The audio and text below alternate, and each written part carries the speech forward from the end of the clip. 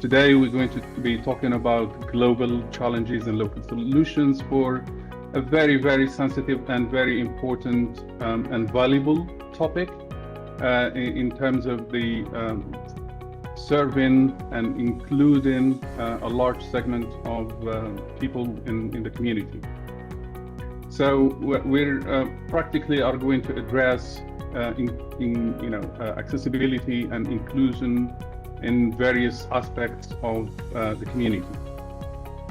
I was looking today at the World Health Organization, kind of just checking out on the disability numbers in the world, and it was a staggering. Over 1 billion people are in the world are living with certain disabilities, and the most striking as well figure was the 150 million of these are children, and more even staggering is 90% of these disabled people from low-income countries never go to school. And this is really a major issue. Out of this billion, we have about at least 30 million in the MENA region, in the Arab world. When I say disabilities, in terms of various kind of disabilities or special needs, people with special needs from all walks of life. So in terms of education, sometimes these people with special needs are placed in special kind of education system with barely any adaptation of the educational environment within which they are supposed to learn. The curricula, the teaching material, the educators themselves, the physical spaces, etc., are not designed for them, but they are the mainstream kind of educational tools that are used for so-called able people. We're all disabled in way or another, but that's another topic. So adapting the environment to cater for the needs of people with special needs from all spectrums of disability is really critical, is paramount to including them in the wider social structure of a community or a society. Of course, one of the potential contributing areas to fulfill this vision of inclusion in education, in leisure, in public services, etc., is the use of various audiovisual translation modalities. And we're talking about subtitling for the deaf and hard of hearing. We're talking about audio description, etc., to assist disabled people or people with special needs in these areas in having access to what they need on equitable footing with their able counterparts to achieve their potential. So creating, for instance, using creative subtitling or subtitling for the deaf and hard of hearing, tactile images and audio description for the blind, multi-format books for the cognitive impaired people has proven to have, to be a fun and attractive method for people with special needs or disabilities to learn and to grow and take part, an active part in society. And this is evident. This is really I'm not stipulating. This comes from the studies and the outreach projects that we carried out ourselves in Qatar on the effect of using audiovisual translation in various educational and entertainment settings. So the blind people, for instance, have seen movies and went to the museum. The deaf have listened to music, watched films with creative subtitling, which added a new dimension to their viewing experience. And people with cognitive impairment have read multi-format storybooks. It is clear that the introduction of an inclusive environment in schools, workplace, public services, institutions, etc., is bound to have a life-changing positive impact on the large segment of society that has been sidelined due to many factors, whether lack of awareness or ignorance or social prejudice or just government inaction. In most of, in the MENA region, there is no clear legislation in terms of providing these services for this, these communities. So this is by no means, of course, that's a challenge for Qatar only. On the contrary, this is a global challenge which demands, of course, specialized materials, specialized mediators, specialized, efforts, etc., namely audiovisual translators. And this is in the broader sense of audiovisual translation, outside the box of talking about translation proper, with linguistic, cultural, and technical skills, of course, to support the development of these audiovisual materials designed specifically for this particular, for the needs of people with special needs, to be used in schools, in museums, in cultural contexts, in public services, whatever it is, as well as in mainstream media. We're talking about television, especially now with growing mainstream and on-demand television. So this, kind of to serve these 30 million people in the MENA region, this is crucial, and it really calls for a synergy of the efforts between so many stakeholders, whether it's policymakers, whether it is the legislators, whether it is the local communities, or raising awareness, etc. All of us are concerned with it. So to discuss this very, very important topic, we have a distinguished panel of experts in the field who have been highly engaged in promoting accessibility and inclusion in Qatar. And Qatar, so we have Dr. Amer Al-Adwan, who is the Associate Professor in Audiovisual Translation at chss, with College of Humanities and Social Sciences, and he is the coordinator of the Audiovisual Translation Program. And we have Suzanne Al-Abbas, who is a graduate from this program. She is an AVT specialist and accessible filmmaker. We have as well Noor Al-Taweel, another graduate as well, co-founder and project manager at 180 Degree Company. And of course, they will talk a little bit more about themselves. And we have Abdullah Al-Mosallam, who is the Chief Admin Officer at Doha Film Institute and Deputy Director for Ajyal Film Festival.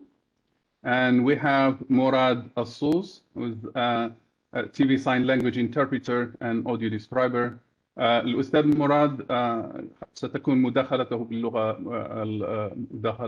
العربية، وهو مترجم لغة الإشارة والوصف السمعي ومختص في الوصف السمعي. So to start off, Qatar has witnessed a surge in inclusive activities, as I mentioned before, and programs in the past few years. And this practically was, I think it was since 2014, 2015, when the program of audiovisual translation was set in Qatar. So it seems that Qatar is on the way to offering a strategy for inclusion by creating this unique program of audiovisual translation. So I want to ask Dr. Amer, if I may, you are the Audiovisual Translation Program Coordinator. Can you tell us a little bit about this program, its role in accessibility and inclusion, and raising awareness within the local context?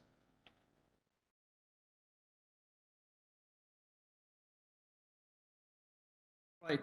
Thank you so much, Dr. Rashid, for this excellent introduction. Hello, everyone. It's my pleasure to be here today and to present or talk about the MA program in audiovisual translation. Before I go into details, I would like to highlight a couple of points about the program itself. First, the program is very unique in nature. It is the first and the only MA program in audiovisual translation, not only in Qatar, but also in the MENA region. Also, the program is accredited by the University of Geneva, one of the best academic institutions that teach translation studies. And the program later was awarded the FTI label of equality, which has given it an international prestige. Well, as you know, audiovisual translation is a necessity nowadays. So we are surrounded by screens and we consume these services on a daily basis, whether we like it or not, via different outlets, including TV, DVD, cinema, museums, airports, and other online streaming channels such as Netflix and YouTube. However, unfortunately, there is a limited number of qualified AVT specialists in the Arab world who are equipped with adequate knowledge and technical skills that would allow them to produce excellent quality work. It goes without saying that the creation of content nowadays is increasingly becoming multimodal, and the industry itself nowadays demands graduates who are equipped with practical, theoretical, and creative skills, and the graduates who are able to or involved in translating and adapting different audiovisual material to different audiences. This is why the MA in audiovisual translation is, plays a significant role in graduating an increasing number of AVT specialists, not only in Qatar, but also in the rest of the world. And those specialists would take on the responsibility of improving the quality of the AVT services offered in the region and develop the various research and academic components related to various branches of audiovisual translation. Now let's have a look at the courses we offer in the program. As you can see here, we have many courses offered to our students. Some of them are electives, others are core courses. In the first semester, students have 3 core courses. These are Arabic Stylistics for Translators, Pragmatic Translation, and Introduction to Translation Studies. And these would pave the way for our students to proceed smoothly to the next semesters. In the second semester, students are introduced to 3 main branches of audiovisual translation, and these are subtitling, voicing, and accessibility. I'm sure that you are familiar with at least the first 2 branches, subtitling and voicing. But accessibility is something or a new exciting area that we have recently witnessed, not only in Qatar, but also in the Arab world. And these actually include 2 main branches, subtitling for the deaf and hard of hearing, and audio description for the blind and visually impaired. Now, in the second year, students will specialize in 1 or 2 branches of audiovisual translation, and this is why we have advanced subtitling and advanced dubbing, as well as intersensory translation for access. Now, obviously, in addition to these courses, students are also offered an internship opportunity in which they work on genuine material obtained by different AVT companies, media outlets, and academic institutions. And most of these bodies are partners and collaborators. Another point that I would like to mention here is our students are also involved in various outreach projects Dr. Rashid mentioned earlier. And a good example here in this regard is the participation of our students and alumni in a Ajal Film Festival, which is organized by Doha Film Institute.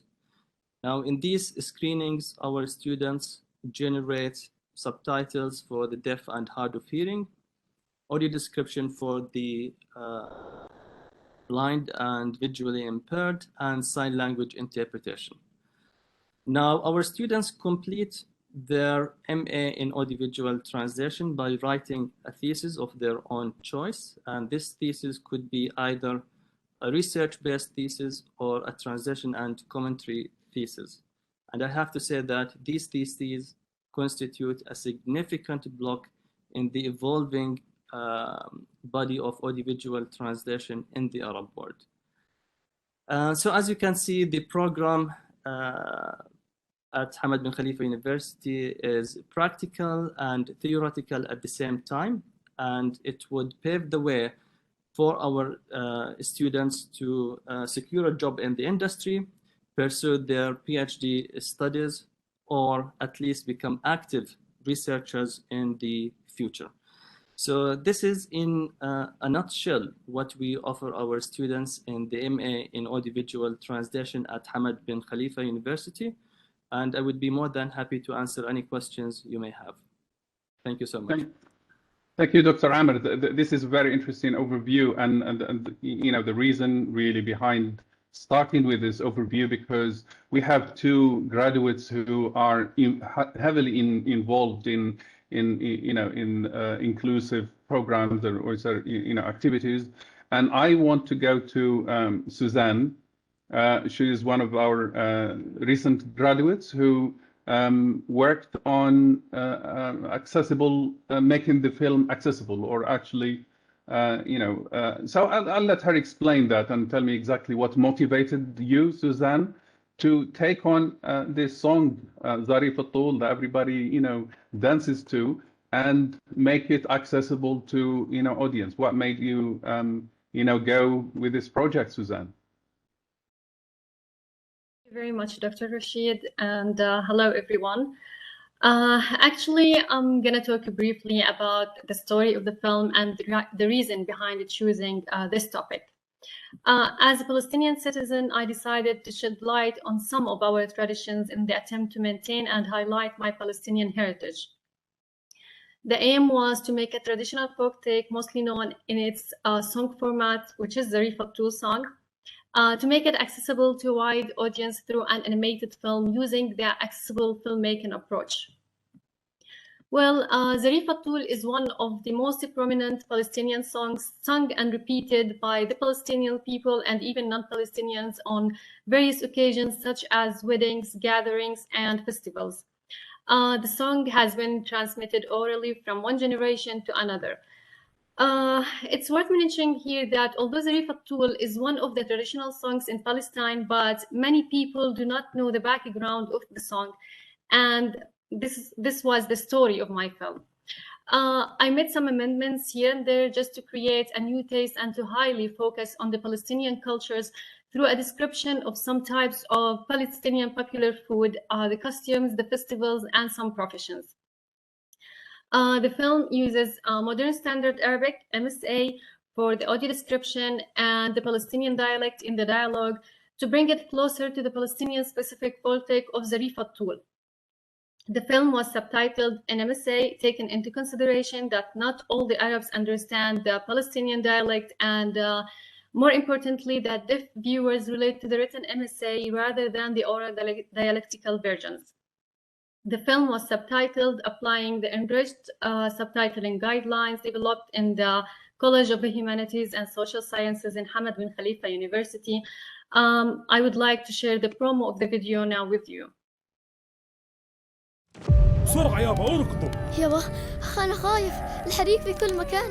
تتقدم السيدة نحو الخزانة لتفتحها، فتجد بين الأثواب ثوباً أبيض مطرزاً بالأحمر والأخضر. والله هالبنت ما بتشكي من إشي، وأهلها كثير أوادم وملاح من ثوبنا.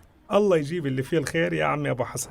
الجانب الآخر من القرية يستمر إطلاق النار لعدة ساعات. يا ويلي يا ويلي قتلوه. بسرعة يابا اركضوا. يابا أنا خايف، الحريق في كل مكان. شو هذا اللي شايله على ظهرك؟ هاي بواريد. اسمي جميلة بنت أبو صالح. بدور على ظريف من الصبح مش لاقيه، خايف يكون صار له شيء.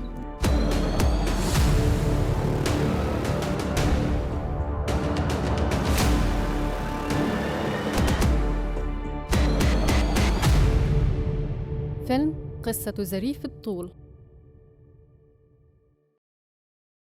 Okay, as I'm talking about the accessible filmmaking, I'm going to give you just an overview about this approach. According to Romero Frisco, accessible filmmaking is an alternative approach which aims to integrate AVT and accessibility into the filmmaking process.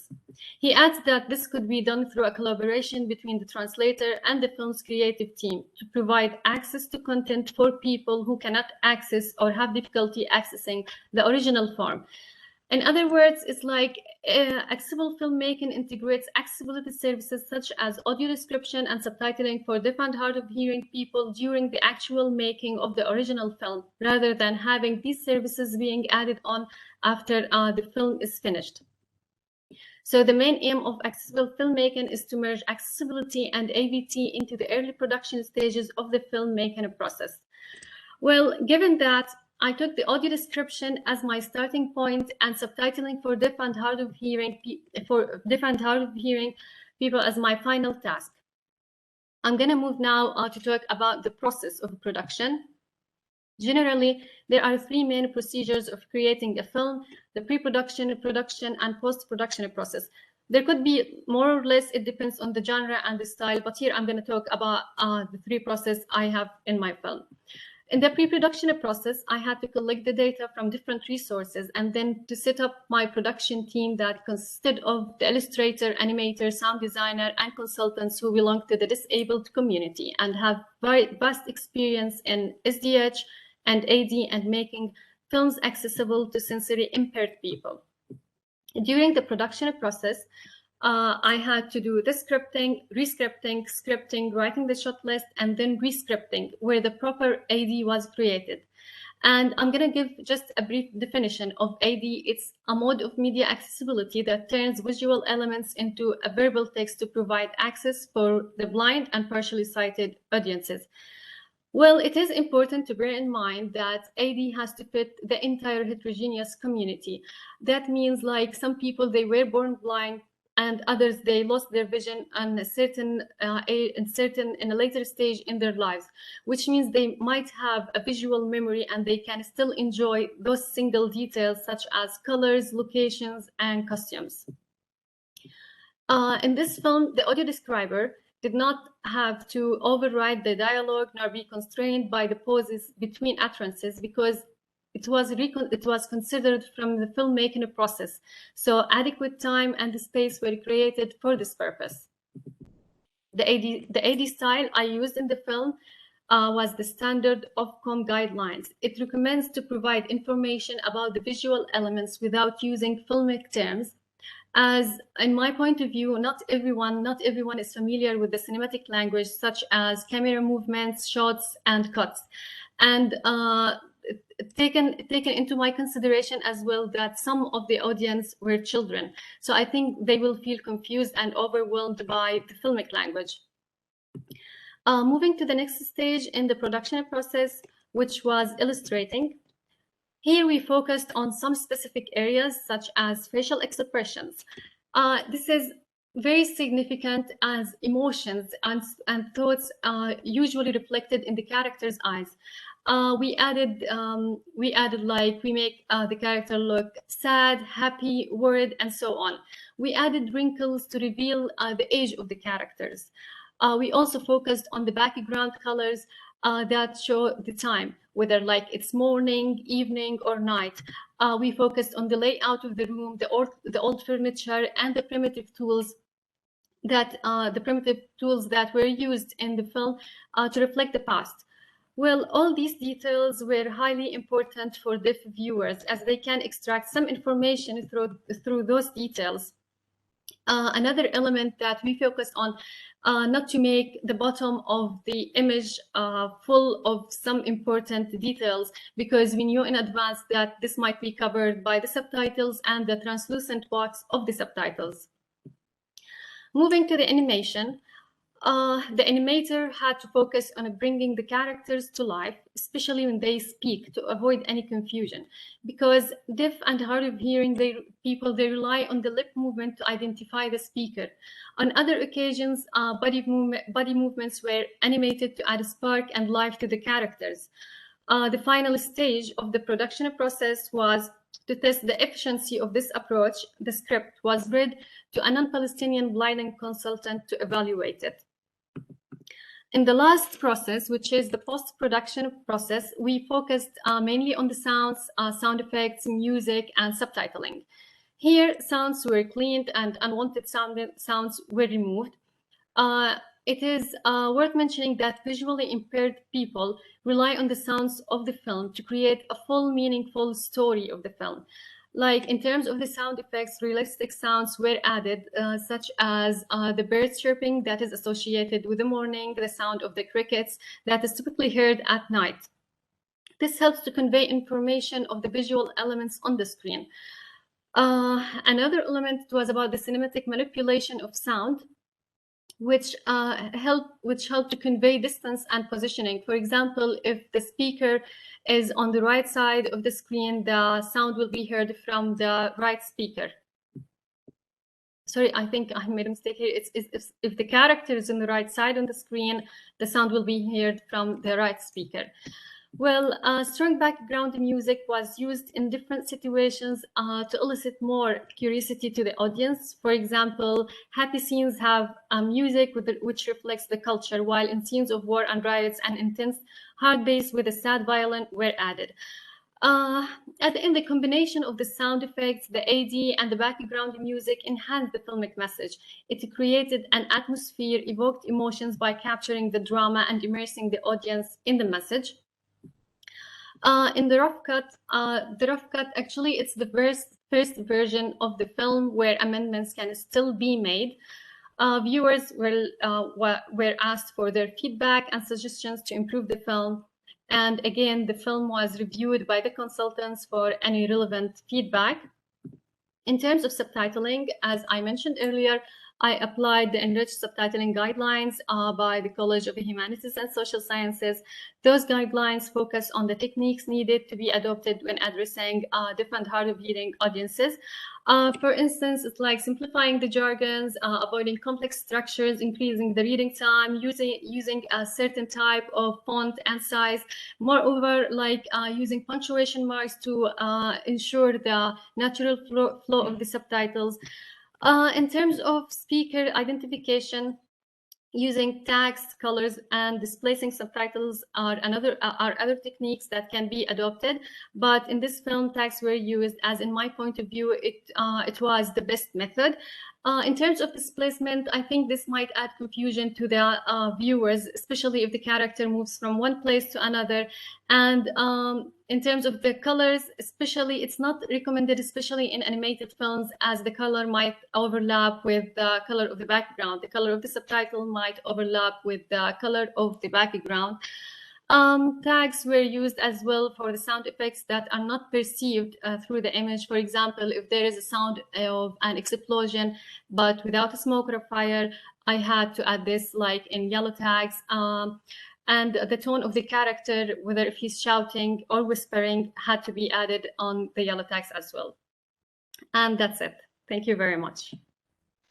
Thank you, Suzanne. This is, I think this is one of the first, if not the only, projects that were carried out in terms of converting a song into a movie, at least for, you know, all that it's, I think, 2D or 3D that you had.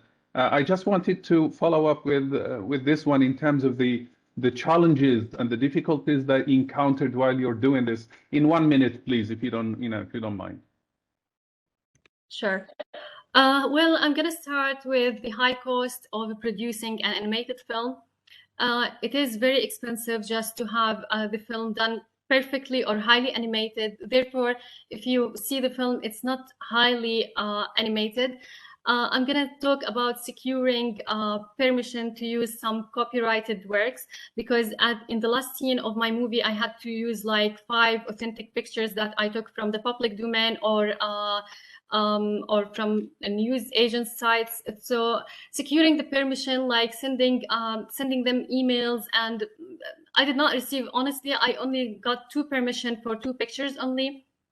But in terms of the other pictures, we had to redraw to animate them, or to add even extra layers and effects just to make them different, and to guarantee that this picture is ours. And another problem, like I am an AVT student, not a filmmaker, so it was kind of hard for me just to dig deep into this field, because I didn't have any experience in filmmaking. So like learning about filmmaking and all of these techniques, all of these the production process was kind of hard for me. And that's absolutely, that's an extension, you know, to the audiovisual. Exactly. I mean, I'm just wondering if you didn't take this, this kind of program, would you have even kind of shifted as well to the filmmaking, etc.? So I think it's a continuation. It's all we talk in media, talk in filmmaking. It's an interdisciplinary program, therefore it has to touch on those. Thank you, Suzanne, very much for this intervention. Exactly. Again, I'm just highlighting the impact and the importance of specializing, or training specialized translators in the area to have that impact. So another graduate of ours is Noor Al-Taweel, who became an entrepreneur, mashallah, and she's the co-founder and project manager at the 180 Degrees company. Thank you, Noor. Can you please just briefly tell us a little bit about your experience in terms of for inclusion, and what does your company offer, to this community? Thank you, Dr. Rashid. Assalamu alaikum, everyone. I'm Noor Al-Taweel, co-founder, project manager of 180 Degrees, also an alumni. We'll play now a short clip just to discuss. I'll show you what the services our company provides. I'd just like to know that this is an accessible clip. We made it as accessible as possible. I hope you will enjoy it. 180 Degrees, Audiovisual Translation. Subtitling. We translate audiovisual material into Arabic and English. For a more immersive experience, we provide enriched subtitles that include additional information. Audio description. Translating what can be seen into words. Audio description is a verbal description of visual components, and we offer a unique experience to explore visual materials from an inclusive and multisensory perspective. Transcription. We transcribe Arabic and English audiovisual material. Text translation. We translate text from English to Arabic and from Arabic to English. Text editing. Our text editing service checks for spelling, grammar, structure, and comprehension.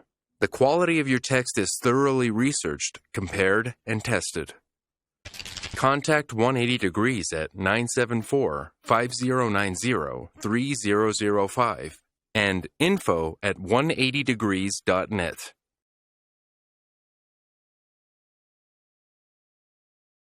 Okay, so that was just a brief about our services. I'm going to discuss why we chose this name 180 Degrees, because it reflects its main objective. We are a company that is keen to flip a new page in the history of translation and introduce new practices that make people's life more accessible and enjoyable.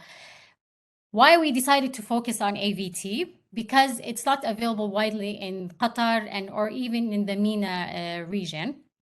And anyone and everyone can enjoy AVT. You don't have to have a disability to actually enjoy it.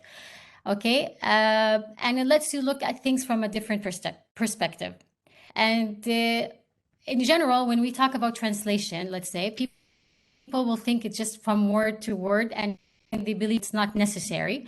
I was actually told to my face that why do we need translators? We have Google Translate, which I believe is not true, because translation is more than word. You use more than just text. You use your senses to describe an event, for example, or a blind person, even a deaf person. If once we were working on a film for Ajyal Film Festival, and a deaf person saw the symbol of music, they weren't hearing the music, so they started to hum, dance. So that symbol helped them understand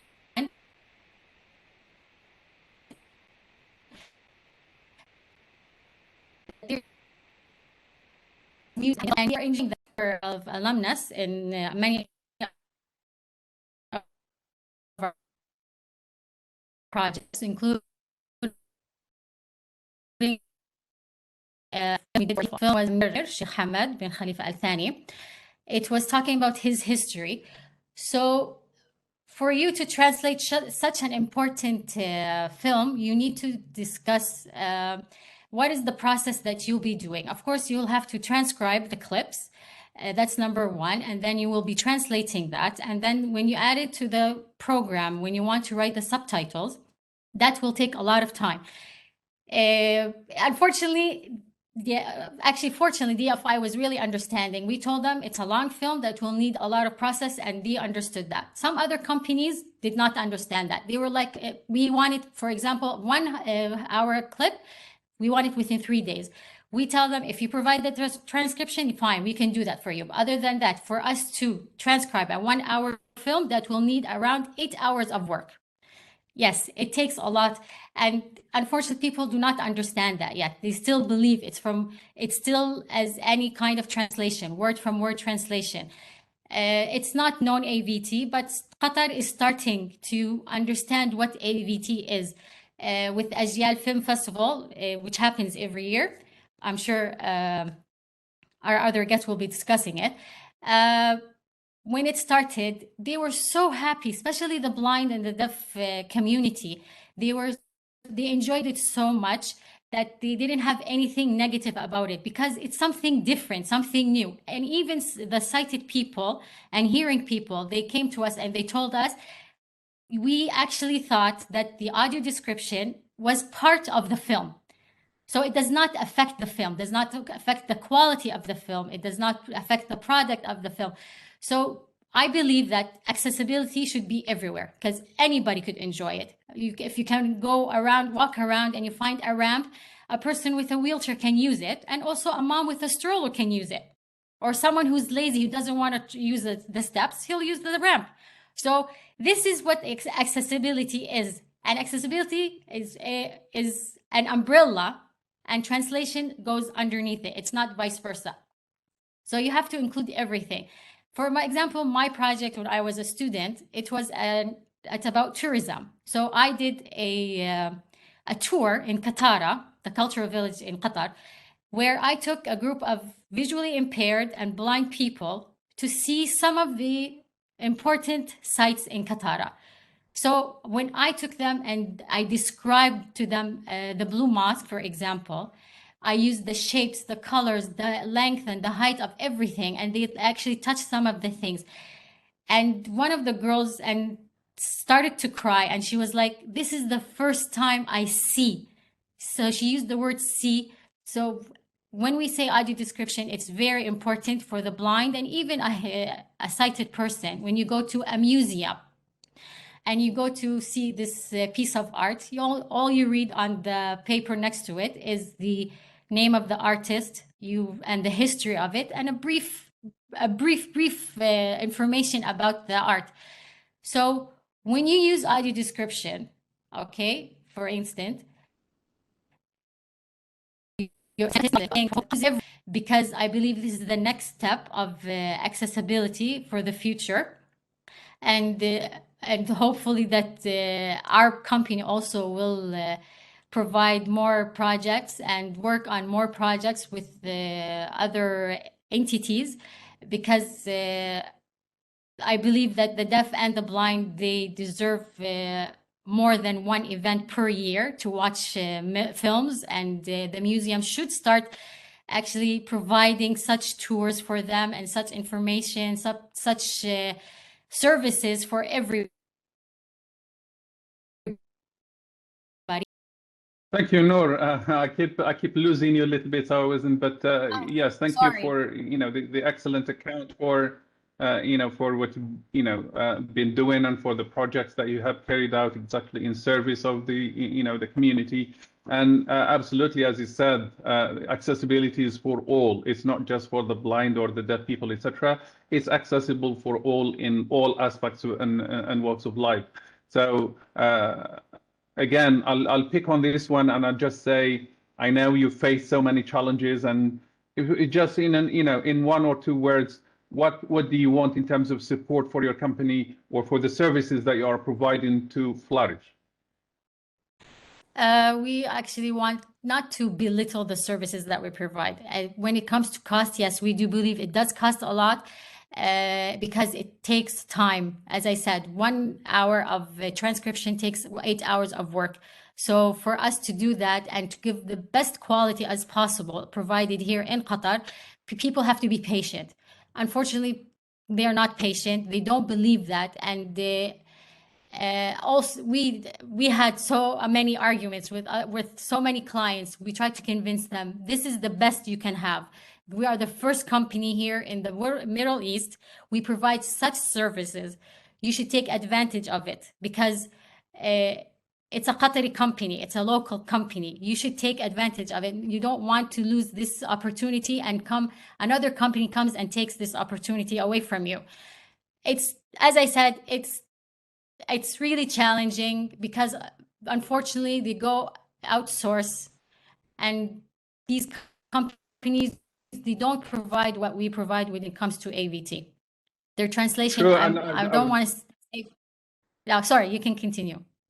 Yes, thank you. I think, yeah, that's really exactly it. Don't forget, this is an emerging market within the MENA region, especially, you know, within the local context. But I think eventually, I hope that, you know, all the people who are, you know, policymakers or the local entities, etc., can really support this. And I think we've been seeing this in terms of making museums accessible, making the movies, some of them, etc. And, you know, so it's growing slowly. But I think, yeah, and let me jump in here too. I think everybody mentioned AJL Festival. And we have here, of course, Mr. Abdullah, who represents AJL. And he has been our partner in crime for the past 6 years or so in terms of working on this and trying to push down, you know, these kind of initiatives and raise awareness, you know, about the importance of inclusion and making things inclusive and accessible. Abdullah, can you please tell us a little bit about, you know, how this partnership came to be and how it was, you know, what was the input from the Doha DFI, Doha Film Institute, and what was the reaction of the, you know, you know, during the AJL Festival of the, you know, people going there, especially people with special needs. What was their, you know, the reaction and the impact that our, you know, audiovisual kind of these products that we provided in collaboration with you, the impact they had on their lives and their experiences. Bismillah ar-Rahman ar-Rahim. First of all, Dr. Rashid, Dr. Amer, thank you so much for this opportunity. Honestly, like I'm so pleased to be part of this panel, and it warms my heart that everybody's speaking about DFI and, you know, and introduce the institute before I even managed to speak. But just to give everybody else a background, the Doha Film Institute is dedicated film appreciation education to build a dynamic film industry in Qatar, focuses on nurturing regional storytelling while entirely in a global in its scope, basically. As the only film institute of its kind in the region, DFI plays an increased role in supporting and enhancing Qatar's creative diplomacy, and strongly believe that the arts and film are a powerful tool to bring mutual understanding between people and culture. We do believe in the power of film to bring about change, and since the beginning, our commitment that has been ensure accessibility and making cinema an inclusive, transformative experience for all members of the community, young and old.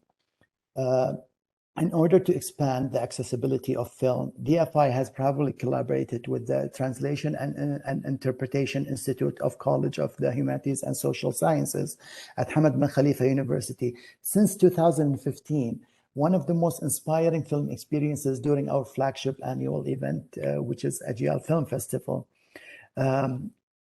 This special trans-adapting presentation took mark of the United Nations International Day of Persons with Disabilities, an extension of our ongoing commitment to include and integrate that promotes equal access regardless of our unique and physical differences.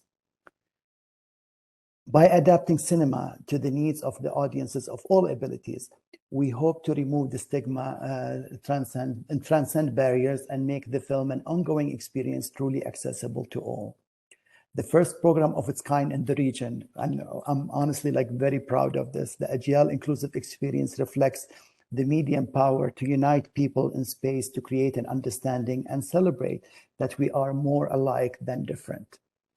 We are extremely grateful for the team at TII. Without you guys, like the passion and the commitment, those unique screenings would have not been possible. I don't know if you managed to attend or seen the reactions, but we will see it in a later clip. But we are extremely grateful and making the cinema experience truly true for everybody in a collective effort. And year after year, we are having great honor to work with you guys and realizing the possibilities intended of the barriers. And as I mentioned, the initiative first took place to mark the United Nations Day for celebrating disabled people. But then it became, after we saw the reaction, it became a very important part of our program that all of us look forward to. You know, it's such an amazing experience to see the audience feel happy.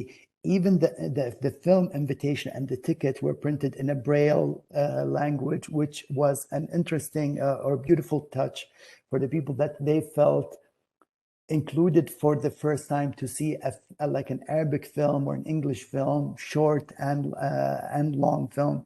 It was a really nice experience. I would like to take a moment to show my clip right now, and then I can answer any more questions from you.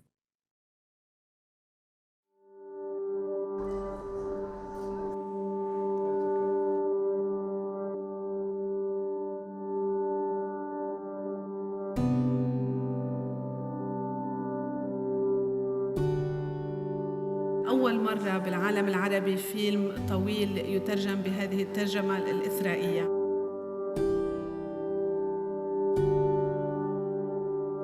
كتير رائع لأنك أنت عم بتخليه يدخل لداخل الفيلم ويعرف إيش تفاصيل الفيلم. كان أول يعتمد مع الشخص اللي جنبه ترجم لي. ترجم فيلم عدة ترجمات مختلفة اللي هي ترجمة الشاشة للصم، الوصف السمعي للمكفوفين، وطبعا في ترجمة لغة الإشارة. تكون الترجمة الشاشة باللغة العربية وباللغة الإنجليزية لكل الجمهور. ترجمة الفيلم بطريقة إثرائية مش بس خاصة بهذه الفئة من المجتمع، بالعكس هي تفيد كل الحضور وتساعدهم في مشاهدة الفيلم بطريقة أكثر إثراءً. لما تفرجت على الفيلم اللي كان تم عرضه كتير رائع، إحساسي كان ممتاز وسعيد، وحتى المشاهد اللي كانت درامية أو مؤثرة كتير تأثرت بيها، لأنه وجود الترجمة فيها ساعدني إني أتابع الفيلم.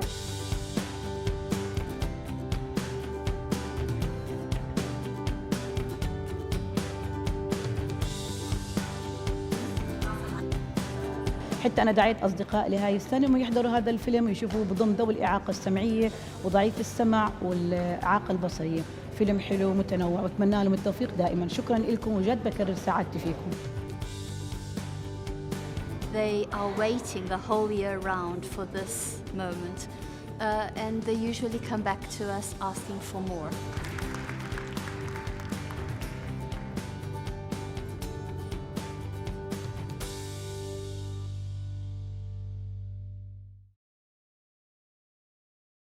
So as you saw from the video, we had over 1,300 audience members since 2015.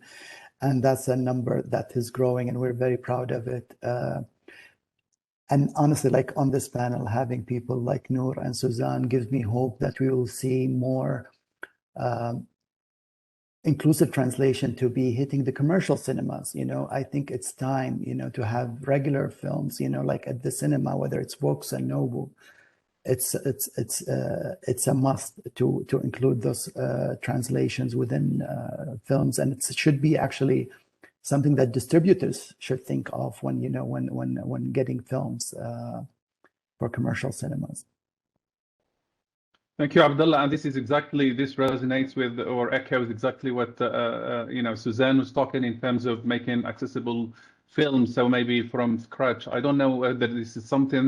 Obviously, Agiel you know, promotes filmmaking and sponsors filmmaking, as I understand it. So maybe this could be another opportunity later, maybe to in the process of making a film from scratch, from day one, they'll bear in mind this kind of accessible making. And it could be exactly that, and when they screen, it's all ready. So I think this is potentially something that maybe we can collaborate, or the next phase, so to speak. So I think this is absolutely, you hit you know, the nail on the head. So I think this is very very promising, and we really enjoy the support, and we value the support that DFI has been offering, and it's a mutual gain regardless in terms of raising awareness. I hope the people who have the they have the policymakers, so to speak, will endorse this, and they will really we're trying to raise awareness. We're trying to, at a smaller scale.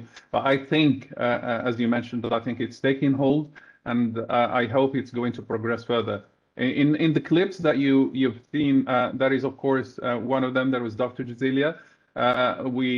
From here, I say thank you for championing this one. It was her who brought really accessibility to the MENA region. I mean, I was told her, the Arabs, we were all nice and quiet and happy, and suddenly you came here and you just causing all this storm and all that. But we really appreciate, her bringing this to us, and she's championing this. And from this panel, we say thank you.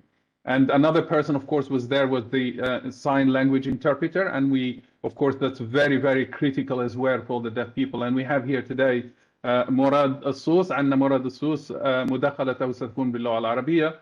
هو طبعا مترجم لغة إشارة، ويعمل أيضا في بين سبورت كوصف للوصف السمعي، أو مترجم الإشارة لبين سبورت، ويشتغل أيضا في الوصف السمعي.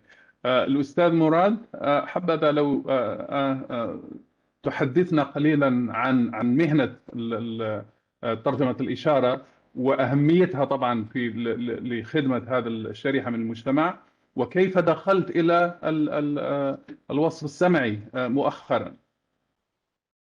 أول شيء مساء الخير جميعا، وأنا سعيد بوجودي بينكم في هاي الندوة الجميلة، وبتشكر كل حدا بيهتم بالأشخاص ذوي الإعاقة واللي بيحاول يقدم أي شيء في سبيل الوصول لهم والبيئة المهيئة تكون في كل مكان وكل ما يحتاجوه بحياتهم. طبعا في البداية أنا مذيع لغة الإشارة في قناة بين سبورت، ومدرس تربية رياضية في مجمع التربية السمعية في قطر. هي مدرسة خاصة للأطفال والطلاب الصم تحديدا، عدا عن المشاركة الأخيرة في الوصف السمعي لذوي الإعاقة البصرية. بالنسبة لمجال لغة الإشارة، لغة الإشارة هي لغة الأم. أنا الحمد لله ربنا أكرمني إني أنا ابن لأصمين، والدي أصم والدتي صماء، عندي عمي أصم عماتي صم، فأنا أغلب أفراد العائلة من الصم، فهي لغتي الأم باعتبارها. بلشت طبعا أتعلم لغة الإشارة من والدي ومن والدتي بالبيئة المحيطة حولي، لبين ما الحمد لله يعني اجيت على قطر بالبدايه بمجمع التربيه السمعيه كمعلم تربيه رياضيه. بعدين طبعا دليل اهتمام الدوله بذوي الاعاقه بشكل عام وبالاعاقه السمعيه او الصم بشكل خاص، قناه بين سبورت مشكوره اضافوا خدمه جديده طبعا لاول مره تضاف في الوطن العربي، اللي هي ترجمه نشره الاخبار الرياضيه بلغه الاشاره. طبعا تقريبا لنا سنه او سنه ونص تقريبا شغالين بهذا المجال. بدي احكي بشكل عام عن الاعاقه السمعيه او عن الاشخاص الصم. اغلب الاشياء اللي ممكن احنا نعملها حتى نساعد هدول الاشخاص على دمجهم في المجتمع. كثير من المشاكل اللي بتصير او المشكله الكبيره والوحيده اللي احنا كنا بنواجهها انه احنا ما بنعرف نتعامل مع الشخص الاصم. احنا دائما بحاجه لمترجم، دائما بحاجه انه احنا يكون في حدا معنا حتى يحاول يوصل الصوره او يقدر يفهم مع الاصم. هاي بصراحه المشكله الكبيره. يعني كثير من الاشخاص الصم بيضطروا على المستشفى بالليل، بيضطروا على محكمه، بيضطر يصير معه مشكله بالشارع باي مكان، بيضيع وقته بساعة وساعتين وثلاث بس لأنه ما عنده حدا بيحاول إنه يفهم عليه على الأقل أو يوصل له الصورة. طبعا في اهتمام متزايد بهذا الموضوع، وفي اهتمام من الدولة وبكل الدول العربية عم بيصير في اهتمام، لكن ما وصلنا للشيء اللي مرجو إحنا بدنا إياه، ما وصلنا للنقطة اللي إحنا عم نحاول نوصل لها. واحدة من المشاكل الثانية اللي إحنا يعني عم نشوفها واقعنا إنه إحنا عم نتعامل مع الأشخاص الصم بنسويهم سواسية بالأشخاص العاديين خاصة في مجال التعليم، وهذا الشيء طبعا سبب كبير بوجود الفجوة. الطالب الأصم لما إحنا عندنا بمدارسنا حاليا بياخذ نفس المنهاج اللي بياخذ الطالب العادي. طبعا هذا الكلام بصراحة بديش أحكي عيب، لكن هو خلل في النظام، لأنه أصلا قدرة الطفل الأصم أو الحصيلة اللغوية عنده لا تتجاوز كمية معينة من الكلمات بعمر 5 سنوات مقارنة مع الطفل العادي. فأنا لما أجي أحطهم الاثنين وأجي أجيب المنهاج العادي وغير مكيف للطالب الأصم هيعمل عنده فجوة كبيرة، وهذا سبب إنه أنا يعني مش عم بوصل أساوي بينهم. عدا عن ذلك نقص كبير زي ما حكيت بمترجمي لغة الإشارة في كل مكان. احنا عم نحاول يعني نجيب كثير ناس حتى يكونوا مترجمين لغة إشارة، لكن للأسف أنت عم تتكلم عن لغة وصعب إني أدرب الناس أنا على اللغة حتى يصيروا محترفين. لكن الشيء اللي أنا بقدر أعمله إني أنا أنشر هاي اللغة في المجتمع، أنشرها بكل بساطة، إنه أنا في كل مكان بقدر أعمل دورة لغة إشارة بسيطة مبسطة. أنا مش بالضرورة إني أنا أكون مترجم بيرفكت إنه أنا أقدر أتعامل مع الأصم باحترافية، لا بالعكس، زي الإنجليزي ممكن على الأقل لو أنا أمتلك الإشارات الأساسية ممكن أنا أتواصل مع الأصم بكل سهولة، ما حيكون عندي مشكلة. ممكن لو أستاذ مراد نسألك ويعني رجاء سمح لي على جهلي، هل من ناحية اللغة الإشارة هي لغة محلية أو فيه لغة إشارة عربية على العالم العربي كله؟ جميل السؤال. لغة الإشارة تختلف من دولة إلى دولة، كل دولة لها لغة إشارة خاصة فيها زي اللهجات، لكن بحكم المنطقة الجغرافية تتشابه لغة الإشارة في المناطق. يعني مثلا دول الخليج تقريبا لغة الإشارة متشابهة فيما بينها، بلاد الشام، الأردن، فلسطين، سوريا، لبنان، لغة الإشارة متشابهة. إذا بنطلع شوي لبرا بنروح على المغرب العربي، لغة الإشارة مختلفة تماما. لغة الإشارة تقريبا أغلبها فرنسية، خاصة المغرب، تونس، الجزائر، أغلبها لغة إشارة فرنسية. فهي مختلفة من دولة إلى دولة، لكن الأصم بيفهم الإشارة اللي ممكن أي أصم يتفاهم معه فيها، لكن كل دولة لها إشارة خاصة فيها. يعني وبالتالي يعني تفاهم زي ما تفاهم على اللهجات الآن بيننا، لكن ما دام وجود اللغة العربية الفصحى لماذا ليس هناك لغة إشارة موحدة زي اللغة العربية الفصحى؟ دولة قطر مشكورة بعام 2012 وفي قبلها 2006 أتوقع تم إصدار القاموس العربي الإشاري الموحد بجزئين، كان الجزء الأول والجزء الثاني تم إصداره وتم إنشاؤه. لكن لما تم تعميمه على الدول، أنت عارف يعني ما بنقدر نفرض إنه أنا أفرض عليك تتكلم باللهجة الأردنية عفوا أو باللهجة المصرية أو بأي لهجة ثانية. فكثير من الدول رفضت هذا الموضوع، مش الدول الخاصة، الصم تحديدا أنفسهم هم أصحاب اللغة رفض تام انه انا يعني ليش اتخلى عن لهجتي المحليه مثلا عشان انا استخدم لهجه ثانيه او اشاره ثانيه. فكان هذا التحدي الكبير، وكان في مؤتمر في باريس قبل سنتين تحديدا او 3 سنوات، يعني تم الغاء مصطلح الموحده، صار اسمها فقط هي اللغه العربيه او لغه الاشاره العربيه فقط بدون استخدام كلمه الموحده، لهذا السبب اللي انا ذكرت لك اياه. جميل. الان انت طبعا من لغه الاشاره الى انتقلت من الصم الى المكفوفين، لماذا هذه النقله وكيف؟ كيف؟ في البداية أنا طبعا متابع للنشاطات اللي بتقوم فيها جامعة حمد بن خليفة، مشكورة طبعا. وصلني الإعلان لدورة الوصف السمعي لكرة القدم، خاصة كانت في كأس العرب. طبعا حبيت الموضوع، أنا أصلا كنت لاعب كرة قدم في الأردن، كنت لاعب منتخب الوطني الأردني، فيعني من شغفي وحبي للرياضة أصلا وأنا بالمجال وابن هاي المهنة، فبالعكس يعني أنا كل شيء بخص الرياضة عم بحاول إني أكون فيه. وكانت بالنسبه لي تجربه ثانيه انه انا اتعرف على اعاقه اخرى. يعني انا اوكي عندي الاعاقه السمعيه باعتبارها لغه الام، لكن حبيت اتعرف على مجال ثاني اللي هو المكفوفين. انضميت طبعا لهي الدوره على مدار 5 ايام كانت بمبنى الجامعه، طبعا كانت من اروع الدورات بصراحه اللي اخذتها. كان تقريبا ما يقارب العدد، اتوقع انه 50 الى 60 شخص سجل بهذه الدوره، طبعا على مدار 4 أو 5 اسابيع. تم تصفيه العدد بالنهايه الى 4 أشخاص او 7 أشخاص اللي تم وقع عليهم الاختيار. والحمد لله يعني انا كنت واحد من هذول الاشخاص اللي شاركوا في التعليق الوصفي السمعي على احداث مباريات كاس العرب، اللي كانت طبعا الخدمه هي كتجربه لما بعد، يعني هي كانت تجربه لكاس العالم. وطبعا انا برضه بحب اشكر اللي صاحب الفكره هاي، لانه هاي الفكره هي الفكره الاولى في الوطن العربي، هي غير مطبقه اصلا في الوطن العربي. هي الفكره الاولى اللي بتطلع من قطر، تعليق وصفي سمعي للمباريات داخل الملعب عن طريق ابلكيشن. الشخص الكفيف بيفوت بيحط الجهاز هيدسيت ومباشره على القناه الصوتيه اللي بيكون فيها المعلق. طبعا تجربه هي جميله، تجربه مختلفه تماما. يمكن الناس تسمع التعليق بيحكي لك ما هو اوكي زيه زي التعليق العادي، لا هو مش زيه زي التعليق العادي، يختلف اختلاف كلي. انت مش عم بتعلق بس على احداث مباراه، انت قاعد بتوصف كل شيء في الشاشه، سواء لباس اللاعبين، لباس المدربين، شو الجماهير ماسكه بايديها، شو في اعلام، شو انت عم توصف كل شيء، كل الاحداث اللي بتدور انت عم توصفها وصف دقيق. انت عم توصف، تحاول تعيش الجو للشخص الكفيف لما تلقي الخدمه حتى يكون يحس حاله هو موجود. طبعا الحمد لله يعني كانت ردود الافعال جدا رائعه بعد نهايه بطوله كاس العرب. الاخوه اللي كانوا من في بعض الوفود كانت من السعوديه، اتوقع في مجموعه من الصم كانوا من السعوديه من المكفوفين. بصراحه اثنوا واشادوا كثير بهذه الخدمه. برضه في قطر كان الاستاذ فيصل الكوفحي على ما اتوقع كان متابع لاغلب المباريات برضه برفقه مجموعه من الشباب. الحمد لله يعني طبعا نالت اعجاب الجميع. هي الفكره منها انه انا ادمج المكفوفين، لازم يكون يعني كل البيئه مهيئه لهم، كانت كل السبل متاحه لهم. بالعكس يعني هاي الخدمه بصراحه احنا كانت مجربه فقط بملعبين، ملعب الخور استاد البيت وملعب المدينه التعليميه. ان شاء الله بكاس العالم طبعا رح تكون باذن الله يعني تطبق في 8 ملاعب، في 8 ملاعب كلهم في على مدار اليوم 4 مباريات رح تكون باليوم. بالعكس يعني هاي برضه رح تكون انطلاقه لقطر في هذا المجال. طبعا تعودنا انه احنا دائما نكون في هاي الدوله مبادرين وافكار رائده. فكره كانت جميله وتطبيقها كان رائع. الحمد لله زي ما حكيت لك ردود الافعال كانت جدا رائعه. شكرا مراد، هذه شهاده نعتز فيها وتثلج صدورنا بصراحه، لان هذا هو الرساله الاهم بالنسبه لجامعه حمد، بالنسبه لبرنامجنا. هذا هو الهدف من ناحيه الادماج هذه المجموعه وتقديم كل هذه الخدمات. وبالتالي اعتقد انه عندك كليب او اثنين تريد يعني مشاركتنا فيه، وممكن تعطينا طبعا هل برنامجك الان سيتم هذا من ناحيه الوصف السمعي لكأس العالم ان شاء الله؟ هل برمج يعني او في قيد البرمجه؟ لكن بالرأس يعيدها مدافع المنتخب الأردني إلى حارس المرمى يزيد أبو ليلى.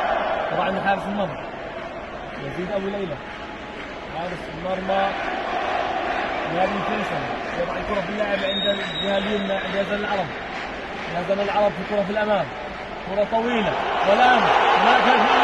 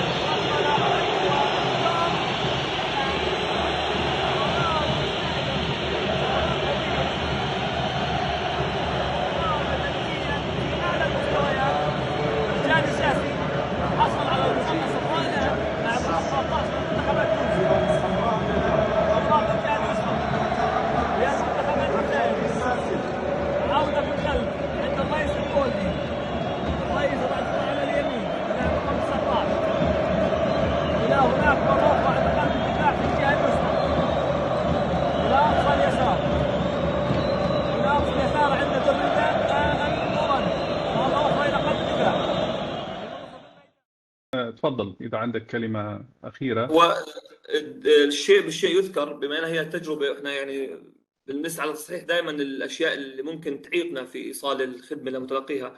أنا اخترت هذول الفيديوهين تحديدا لأنه كان في بعض الأمور اللي إحنا بحاجة نطورها في المرات القادمة إن شاء الله، أو في كأس العالم، يعني حتى تكون الأمور زي ما إحنا بدنا. في بعض الأحيان يمكن إذا اللي كان سامع الصوت، في بعض الأحيان حتى صوت المعلق نفسه مش عم بيسمع صوته. يعني أنا كنت عم بعلق مش سامع صوتي من الجماهير، وهذا الشيء واحدة من الملاحظات اللي كانت توصل للإخوة المتلقين خدمة من الإخوة المكفوفين، إنه مش عم بسمع الصوت بوضوح. هذا سببه كان تشويش الجماهير المحيطة حوالينا. الحل كان، أو زي ما كتبنا بالتوصيات ورفعناها للإخوة المسؤولين، الأستاذ الجزيلي على ما أتوقع كانت، إنه الأفضل تكون غرفة التعليق مغلقة. في الاستاد في هناك غرف تعليق مغلقة، يا حبذا تكون في كل استاد واحدة موفرة هي للوصف السمعي حتى نتلاشى هاي المشكلة. في بعض الأحيان كان هناك انقطاع في الصوت بعض الثواني، يمكن من نفس السيستم البرنامج اللي احنا كنا نشتغل عليه على التعليق. في أحيانا بعض الثواني كان الصوت ينقطع، إذا قربنا السماعة شوي فكان الصوت يروح. يعني هاي بعض الأشياء بصراحة اللي أنا حبيت أحكيها وأذكرها، يعني حتى نصلح من المستقبل، نرجع نشتغل عليها بشكل أفضل بإذن الله. كانت هاي التجربة اللي احنا يعني كنت سعيد صراحة بالمشاركة فيها. حضرتك سألتني إذا في أشياء قادمة رح نشتغل عليها. أكيد تعليق ممارسة طبعا، وكل شيء إذا ما مارسته بالعكس رح ينزل المستوى لتحت. فإحنا عم نحاول إن شاء الله يعني في الفترة الحالية نعلق على أكبر قدر ممكن من المباريات. ممكن زي ما حكونا القائمين برضو على المشروع، ممكن يكون في دورة ثانية أو دورة تطويرية للمجموعة اللي كانت معنا في كأس العرب بالتعليق، حتى يعني نرتقي بالمستوى كمان، واي اشياء كان بدها تعديل نعدلها خلال الفتره القادمه ان شاء الله. شكرا مراد، يعطيك الف عافيه على كل هذا المداخله القيمه. I just want to, we're running out of time really, we just need to leave some time for the Q&A. But just I want to ask the whole, the panel in terms, what do you think, the future of what we are doing of audiovisual translation? What are we going? And do you think this is something that, really has a future? A lot of people, they say, as I think Noor said before, why do you need a translator? And everybody's going to the machines and, artificial intelligence. Are we going that direction, do you think? And are we really equipped in the MENA region to go that far? أي حد منكم يتفضل. Anyone can, if you have any comment or any suggestion or how to move forward with this one, how to really raise awareness and make this happen, make this one as a core, just like we have core courses. It's not going to be an elective. It has to be a core kind of throughout the, the institutions or the government institutions. Yeah, of course, as you mentioned, it's something that it's necessary. It's not it's like something optional. It should be something necessary that we have inclusive translation for everybody to be involved in the experiences. I mean, when people attend AGL Film Festival, they are happy. But when I see the audience and the inclusive translation screenings, they have joy, like the farha اللي فيهم, it's different. It's like it's joy, like when you give a kid his his first toy to play with, or something that they experience for the first time, whether like tasting ice cream for the first time. I'm going to use it because that's my favorite thing. So I think it's something that should grow. Government, like it's the same when the banking system were enforced to include audiovisual translation for ATMs and their services. It's like we need to expand those services into other aspects of life, whether it's film screenings, whether it's ordering in restaurants. It's a must. It's not something optional as people think. And I agree with Noor when she mentioned that a lot of people don't understand and appreciate how much hard work goes behind this. Like we get people to ask us to do a 3-minute film in 2 weeks. I'm like, no, the process takes longer time. If you want something, you need something good, you have to wait for it. It is something that we should push for from this platform, and hopefully like the government bodies will also start enforcing these audiovisual translation on different aspects of our daily life.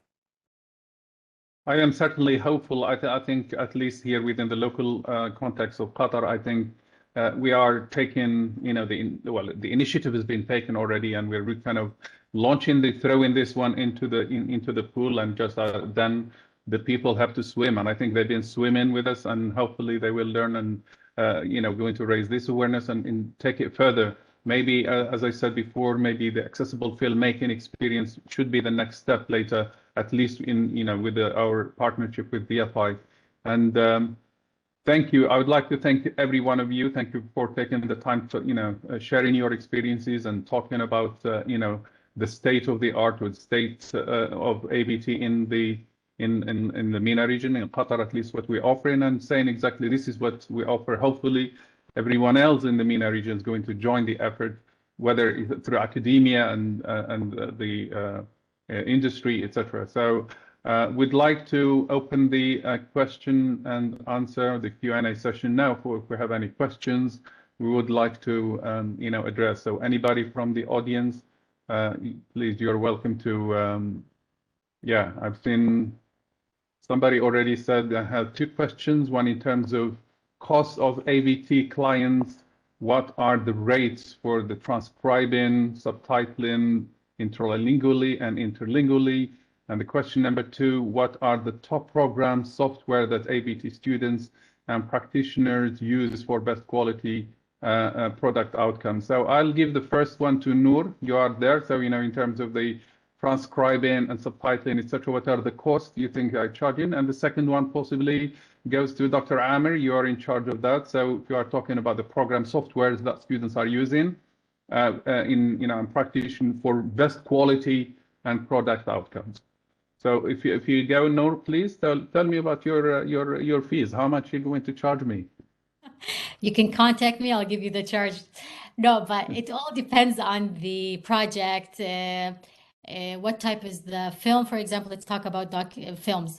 If it's documentary, is it medical? Is it about politics? Is it history?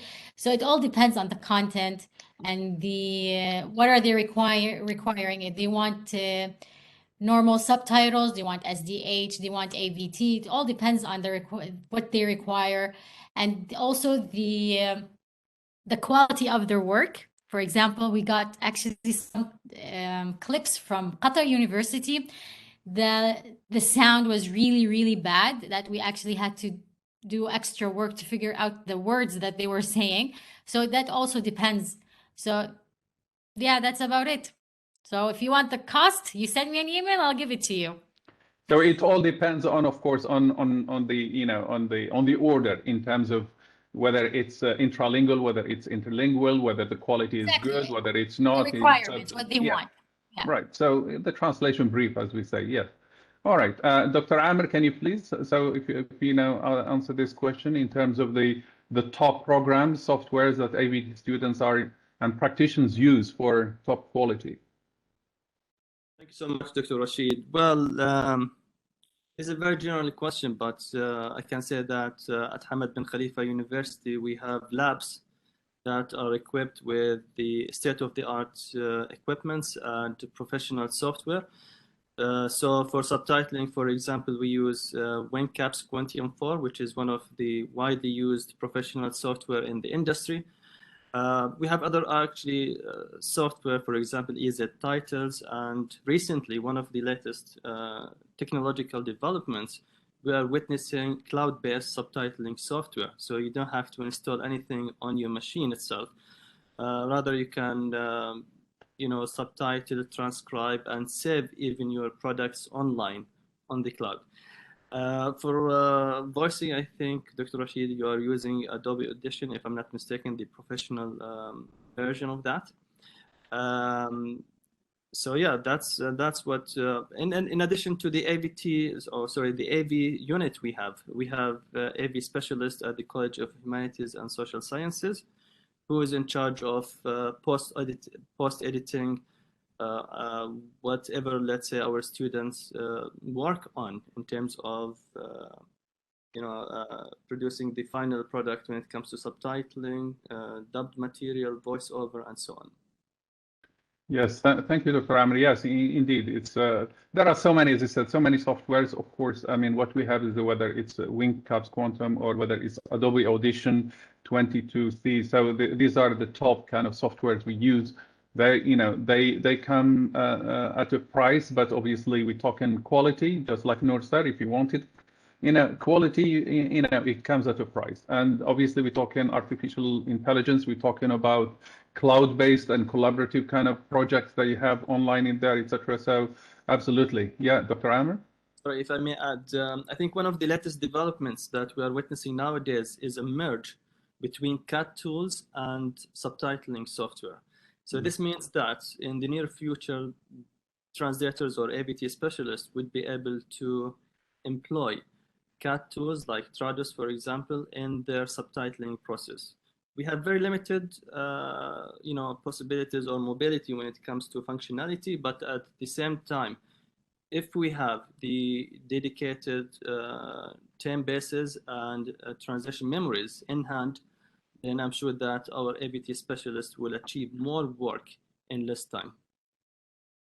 Yeah, thank you, Dr. Amer. We have another question from Ahmed Ali, who's a professor of translation studies, and he's saying, how does that compare? I think again, talking to you, Noor, in terms of compared to written translation. I think he wants to see more or less the cost. 1 page of regular translation versus 1 minute of audiovisual translation as an average, he said. Yeah, it's exactly as you said, Dr. Rashid.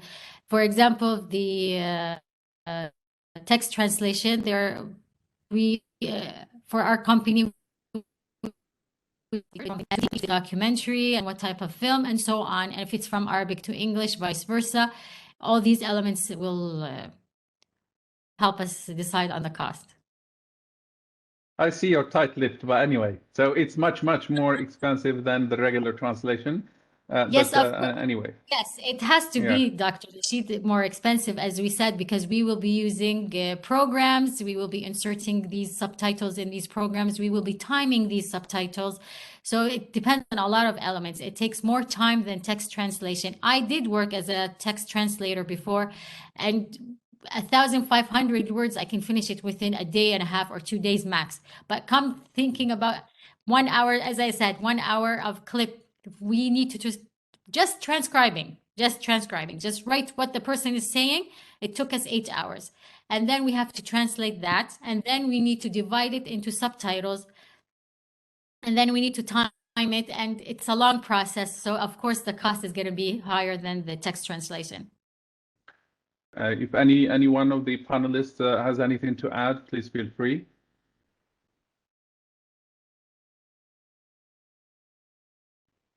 I do. I want to add something.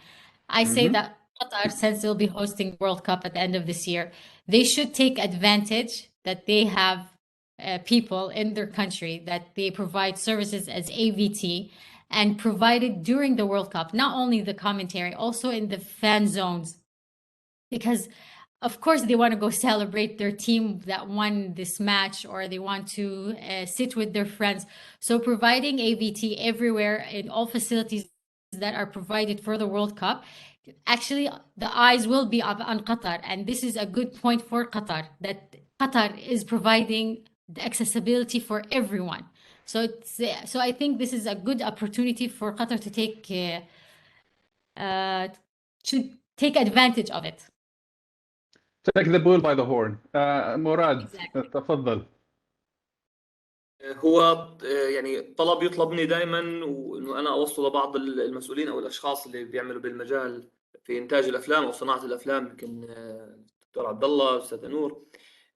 دائما مربع الاشاره في اي شاشه في التلفزيون، سواء او بالافلام او بالمقاطع الصغيره، دائما احنا بنشوف مترجم لغه الاشاره بيكون باسفل المربع بشكل كثير صغير.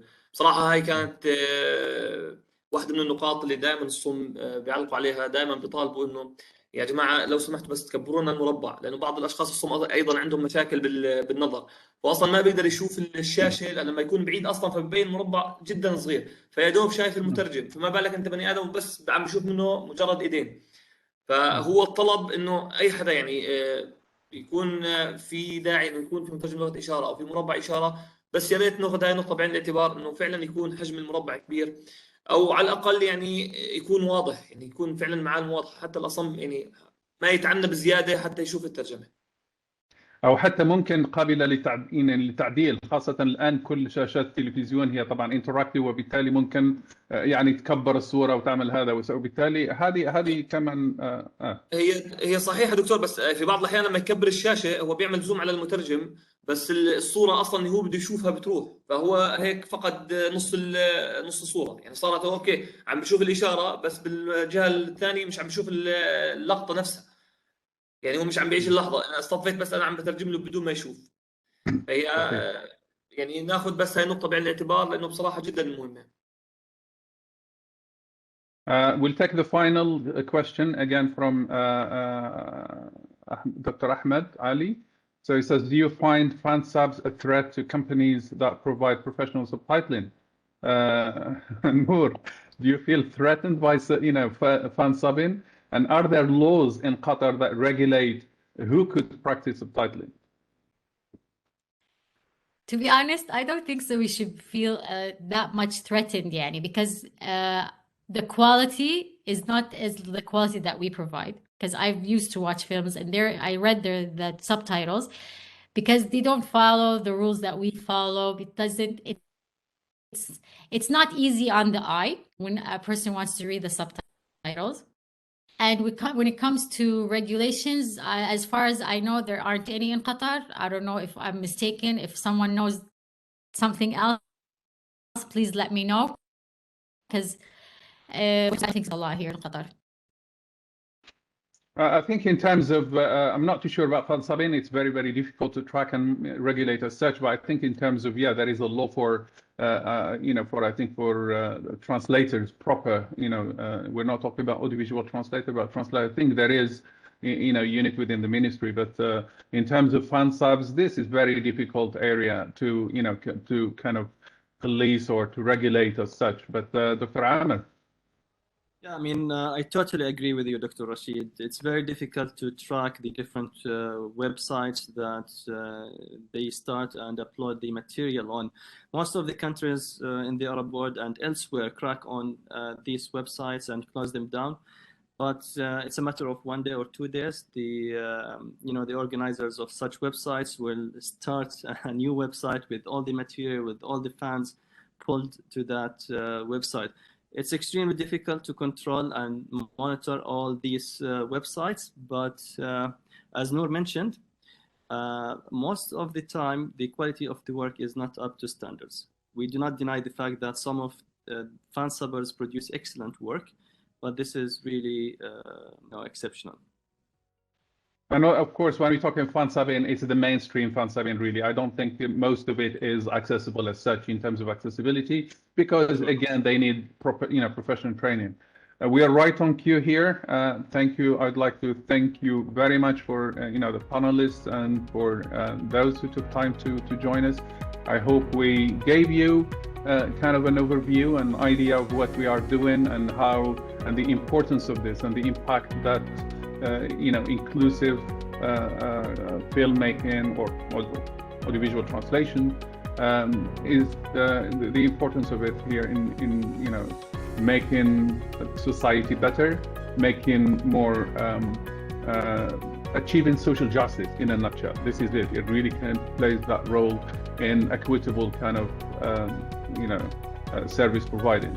So thank you very much indeed, and we hope to see you again some other time, hopefully whenever we have another, inshallah. Thank you very much indeed. Thank you. Assalamu alaikum.